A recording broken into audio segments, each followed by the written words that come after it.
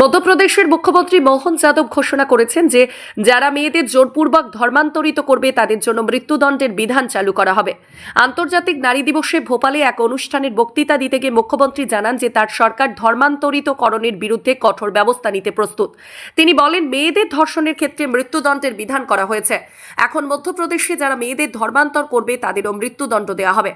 এই প্রস্তাবের জন্য 2021 সালে Madhya Pradesh freedom of religion act সংশোধন করা হবে। বর্তমানে এই আইনের আওতায় জালিয়াতি, বলপ্রয়োগ বা প্রতারণার মাধ্যমে ধর্মান্তরের জন্য সর্বোচ্চ 10 বছরের কারাদণ্ড এবং 50,000 জরিমানার বিধান রয়েছে।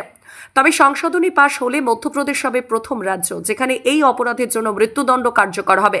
এই ঘোষণাটি এমন এক সময় এসেছে যখন লাভ জিয়াদ নামক বিতর্কিত ষড়যন্ত্র তত্ত্ব প্রচার করে হিন্দু জাতীয়তাবাদী উগ্র হিন্দু সংগঠনগুলো দাবি করছে যে মুসলিম পুরুষরা হিন্দু নারীদের প্রেম ও বিবাহের মাধ্যমে ইসলাম ধর্মে ধর্মান্তরিত করছে। এই ধারণাটি বহুবার মিথ্যা প্রমাণিত হলেও এটি ভারত জুড়ে মুসলিম বিদ্বেষ ছড়ানোর হাতিয়ার হয়ে উঠেছে।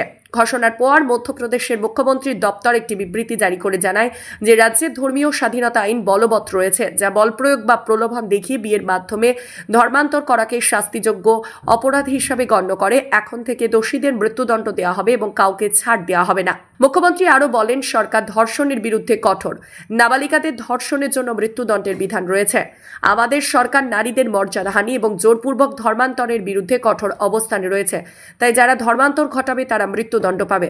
এই সংশোধনী বিল আগামী 10ই মার্চ থেকে শুরু হতে যাওয়া মধ্যপ্রদেশ বিধানসভার বাজেট অধিবেশনে উত্থাপন করা হতে পারে। তবে এই প্রস্তাবের বিরুদ্ধে বিরোধী কংগ্রেস দল কড়া সমালোচনা করেছে। কংগ্রেস নেতা আরিফ মাসুদ বলেন, প্রথমত মুখ্যমন্ত্রীকে ব্যাখ্যা করতে হবে জোরপূর্বক ধর্মান্তর বলতে তিনি কি বোঝাতে চাইছেন। ভোপালে এখনো অনেক নিখোঁজ মেয়ে রয়েছে। সম্প্রতি ইটখেরি এলাকা থেকে একটি মেয়ে নিখোঁজ হয়েছে, যার পরিবার 3 দিন ধরে উদ্বিগ্ন। মুখ্যমন্ত্রী কঠোর পদক্ষেপের কথা বলছেন, অথচ এক মেয়েটির কোনো খোঁজ পাওয়া যায়নি। মধ্যপ্রদেশ কংগ্রেসের সভাপতি জিতু পাতওয়ারি অভিযোগ করেন যে রাজ্যে নারীদের উপর অপরাধ দমনের ব্যর্থ হয়েছে সরকার।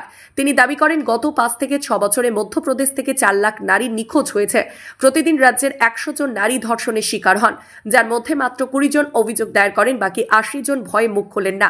এই প্রস্তাব নিয়ে রাজ্যের রাজনৈতিক মহলে ব্যাপক বিতর্ক শুরু হয়েছে, যেখানে বিরোধীরা একে রাজনৈতিক উদ্দেশ্য প্রণোদিত সংখ্যালঘুদের টার্গেট করার হাতিয়ার হিসেবে দেখছেন।